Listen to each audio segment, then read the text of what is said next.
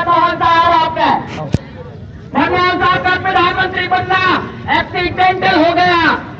मनमोहन साहब का प्रधानमंत्री बनना एक्सीडेंटल हो गया और इस देश का दुर्भाग्य परमानेंटल हो गया।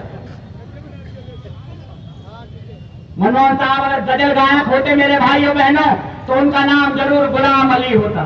मनमोहन साहब आप इस देश की शर्म है मेरे साहब, तो मोदी इस देश की धड़कन है मेरे साहब। भाइयों बहनों अगर इरादे कड़क हो तो चाय बेचने वाला भी इस देश को बुलंद बना सकता है। आप देश बेचने वालों को 60 साल से चुन रहे हैं, आगामी 17 अप्रैल को, आगामी 16 मई को अब आप एक चाय बेचने वाले को चुने जिसकी मां बर्तन मारती हो, जो चाय रेल के डिब्बे में बेचता हो, जिसने गरीबी को सहा हो। और आम आदमी रोटी खाएगा किसके साथ?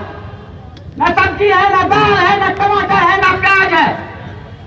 सब्जी देखकर सिर दर्द होने लगता है, टमाटर का लाल रंग चेहरे का रंग उड़ाने के लिए काफी है, दाल आम आदमी की पहुंच से बहुत दूर हो चुकी है।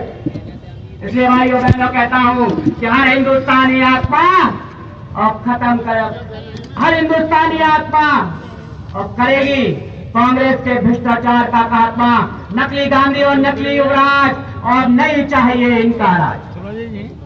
देखो पर इंचार्ज वाला पाकिस्तान हमको डरता रहा है। देखिए भाइयों बहनों हमने कारगिल का युद्ध लड़ा, स्वाभिमान के साथ लड़ा। अटल बिहारी वाजपेयी ने इस देश का भारत की तपोभूमि के गौरव में झंडा पूरे विश्व में बुलंद किया। और ये भारतीय जनता पार्टी में ही होता है भाइयों बहनों, सुन लीजिए आप कि भारत की तपोभूमि का एक व्यक्ति इस देश के प्रधानमंत्री पद को शोभित करता है।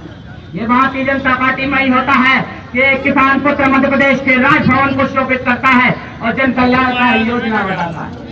ये भारतीय जनता पार्टी में ही होता है कि मुरार की गलियों में पढ़ने वाला, मिट्टी में चलने वाला बालक इस देश के और प्रदेश के राजनीति के वर्तमान को शोभित करता है।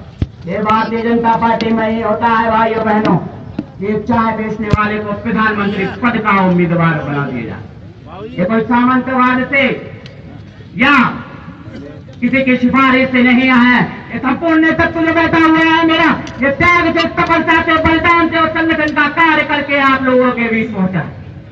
फैसला हाथ को लेना है मेरे भाइयों बहनों। पहले ये लोग हाथ की सफाई करते थे, फिर हाथ हिलाते थे, और ये हाथ जो है वो हथौड़ा बनकर पिछले 10 सालों से आम आदमी पर टूट रहा है। महंगाई ने खुशहाली का अपहरण कर लिया। आप लोगों के दर्शन करने का सौभाग्य मिला, ये मेरा सौभाग्य है। ये भारतीय जनता पार्टी का जो वरिष्ठ नेतृत्व बैठा हुआ है उसका जब मुझे आदेश मिलता है तो आप लोगों के दर्शन करने का सौभाग्य मिलता है।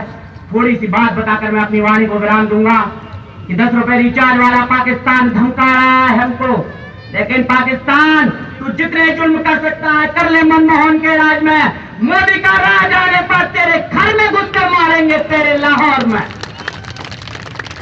भाइयों बहनों राष्ट्रीय सुरक्षा, आंतरिक मोर्चा, बाहर मोर्चा, सबकी अनदेखी हो चुकी है। कुछ पंक्तियों के साथ अपनी वाणी को विराम दूंगा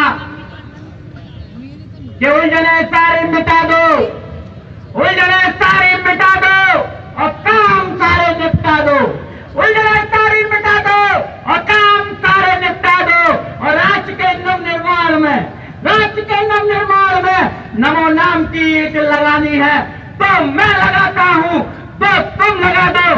जय हिंद, जय भारत। बहुत बढ़िया विवेक जी, कुछ ही मिनट में हम